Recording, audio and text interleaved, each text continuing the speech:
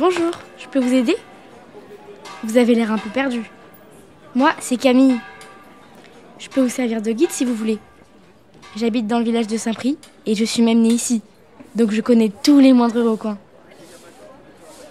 Vous allez voir, mon village est vraiment beau. La preuve, c'est qu'il y a plein de personnes célèbres qui y passent du temps ou habitent ici. D'ailleurs, beaucoup sont des artistes. Ils y trouvent l'inspiration, comme on dit.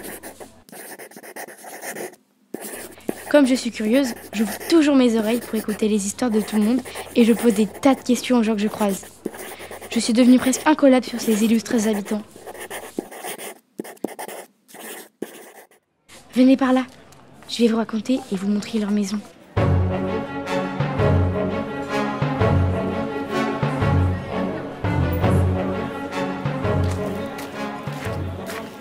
On va passer par la rue Auguste Rey. On l'appelle aussi la Grande Rue, car il y a toujours plein de monde ici, surtout à cette heure-là. Restez bien derrière moi surtout. Il y a tous les commerçants ici. Le boucher qui discute avec l'épicière, les livreurs viennent déposer leurs marchandises, et souvent, les enfants se retrouvent ici pour jouer. Pas facile de se frayer un chemin, il faut connaître. Suivez-moi.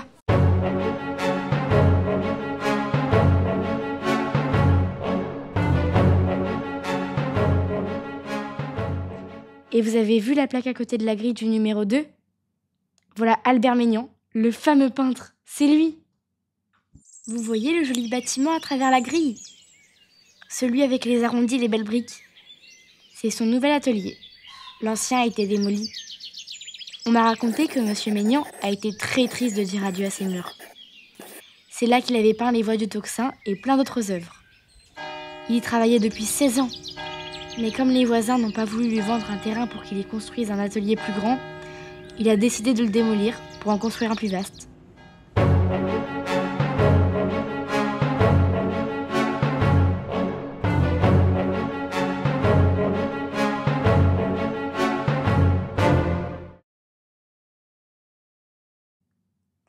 Oh, mais je ne vous ai pas parlé de Monsieur Bianchi.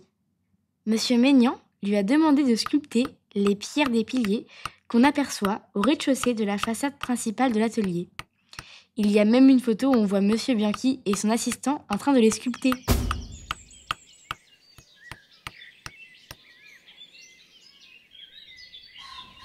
On m'a dit aussi que Monsieur Maignan avait demandé à son ami sculpteur de poser pour lui, pour sa peinture du plafond du restaurant Le Train Bleu. Vous savez, celui dans une grande gare à Paris. Il paraît que les plats là-bas sont délicieux.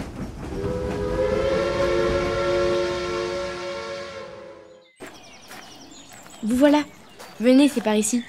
J'ai entendu tout un tas d'histoires sur ce lieu. Je vais vous raconter. Bon, commençons par la croix. Beaucoup l'appellent Croix de Ville. Elle a été construite en 1620. Ça fait un moment, n'est-ce pas?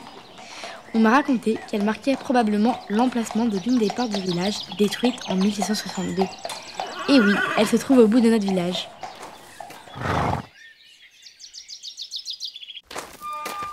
Regardez, ce sont les enfants de Monsieur Gué et ils jouent avec les enfants de Monsieur Hugo. La famille habite aussi place de la Croix. Mais ce n'est pas la première maison qu'ils occupent à Saint-Prix. Je vous emmènerai voir leur ancienne maison tout à l'heure. La dernière fois, j'ai entendu Monsieur le maire demander à Monsieur Hugo de citer Saint-Prix dans ses poèmes. Évidemment, il voulait que tout le monde sache qui y a vécu. Mais Monsieur Hugo n'a pas voulu. Il a l'air triste d'ailleurs. Je pense que c'est parce que notre village lui rappelle beaucoup les moments heureux qu'il a passés avec sa fille Léopoldine ici. Depuis son décès, c'est très compliqué pour Monsieur Hugo.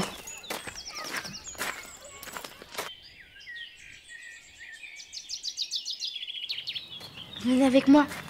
Nous allons retourner vers la rue Auguste Rey. Et d'ailleurs, il faut que je vous dise quelques mots sur ce monsieur. Monsieur Rey est vraiment gentil. Il m'a raconté plein d'histoires sur notre village. Et il connaît tout le monde ici. Il a été maire de Saint-Prix et c'est un grand passionné de l'histoire de notre village. Il a écrit plein d'articles et de livres sur ce sujet. Sans lui, je ne pourrais pas vous raconter tout ça.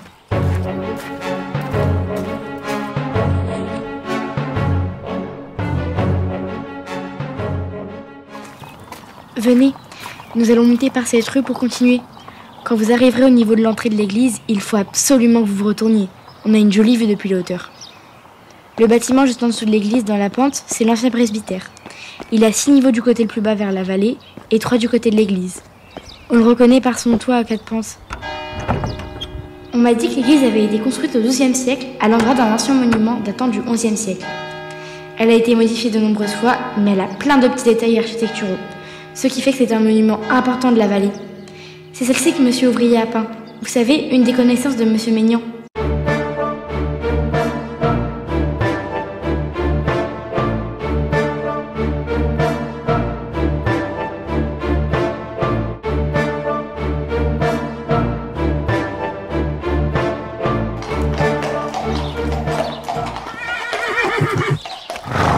Nous sommes arrivés.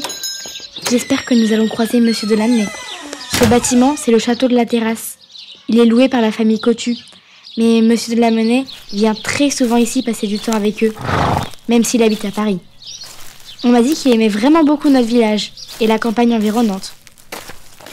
Vous vous souvenez tout à l'heure, quand je vous ai dit que la famille Hugo n'avait pas seulement vécu place de la Croix? Eh bien, leur ancienne maison, c'est ici, au château de la Terrasse. Bon, en réalité, c'était plutôt un petit séjour, car ils ne sont restés que l'été et Monsieur Hugo n'a pas souvent été là. Mais par contre, il paraît que le château a été vendu en très peu de temps quand on a su que les Hugo y avaient séjourné. Ce château est l'une des plus anciennes maisons de Saint-Prix. Il date du XVIIIe siècle. Et il paraît qu'il a été construit à l'emplacement d'un premier château datant du XVIe siècle. Connaissez-vous sur la colline qui joint Montlignon à Saint-Leu une terrasse qui s'incline entre un bois sombre et le ciel bleu? C'est là que nous vivions. Victor Hugo, Les Contemplations.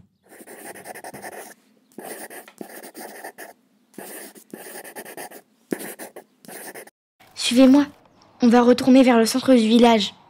Mais il faut que je vous raconte quelque chose sur le chemin. Vous avez vu, on voit des vitraux sur ce bâtiment à votre gauche. À chaque fois que je passe par ici, je m'arrête pour les regarder. On m'a raconté qu'à la fin du XVe siècle, un marchand de vin venu de Paris a construit une ferme ici. Avec le temps, elle sera détruite et on va construire une grande propriété à la place qui sera appelée le château de la ferme. Et puis, il y a quelque temps, ce sont des religieux qui sont venus s'y installer.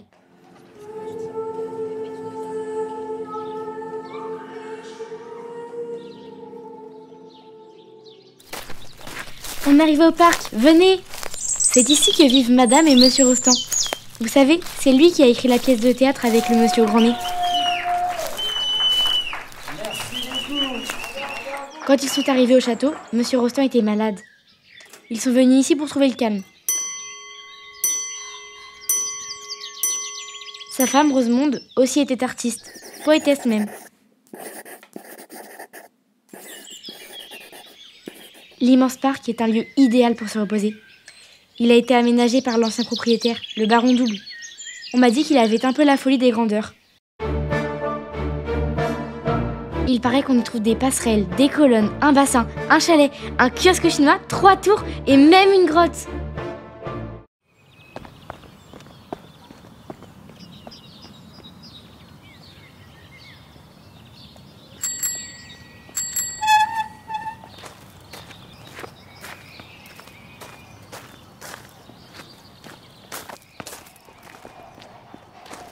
Bonjour.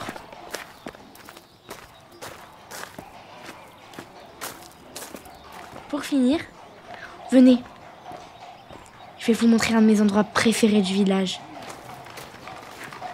Moi, je ne trouve pas ça étonnant qu'il y ait tant d'artistes qui soient venus ici.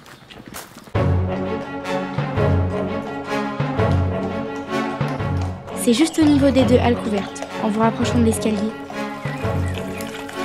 Regardez la jolie vue. On voit Paris au loin.